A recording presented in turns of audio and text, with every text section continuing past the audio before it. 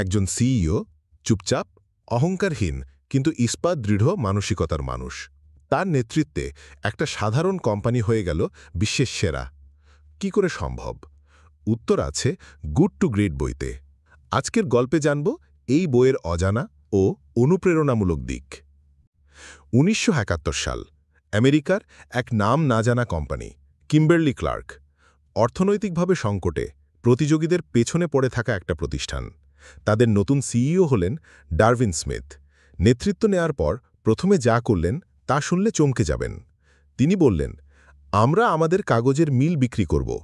এই সিদ্ধান্তের কারণে সবাই তাকে পাগল ভাবল।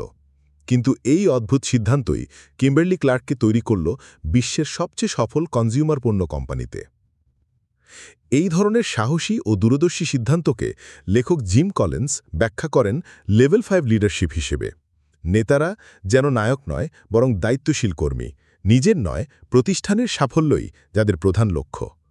এটাই ছিল গুড টু গ্রেট বইয়ের প্রথম শিক্ষা। এরপর লেখক বলেন, আগে সঠিক লোক, তারপর গন্তব্য। মানে, কোম্পানির ভিত মজবুত করতে চাইলে আগে উপযুক্ত টিম গড়তে হবে। ভুল লোকদের সঙ্গে বড় স্বপ্ন কখনই বাস্তব হয় না। গুড টু গ্রেট বলে প্রতিষ্ঠানের মধ্যে থাকতে হবে শৃঙ্খলার সংস্কৃতি। শুধু টার্গেট না, দরকার এমন কর্মী যারা নিজের কাজ নিজে বুঝে করে। আর একটা কথা আছে বইটিতে, ব্রুটাল ট্রুথ অ্যাকসেপ্ট করুন, কিন্তু আশা হারাবেন না। তবে আরেকটি গুরুত্বপূর্ণ বিষয়, প্রযুক্তি নয়, আপনার কৌশলই আসল। টেকনোলজি কেবল সহায়ক শক্তি।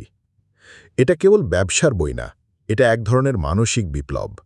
এই বই আপনাকে শেখাবে কিভাবে ব্যক্তি জীবনেও গড়পড়তা থেকে শ্রেষ্ঠ হওয়া যায়। আপনি যদি জীবনে কিছু অসাধারণ করতে চান, এই বইটি আপনাকে সাহায্য করবে। আপনি যদি বইটি হাতে পেতে চান, তাহলে আজই অর্ডার করুন। Cash on delivery available. WhatsApp বা ইমোতে যোগাযোগ করুন এই নম্বরে 01804619661। গুড টু গ্রেট, নিজেকে বদলাতে আজ থেকেই শুরু হোক।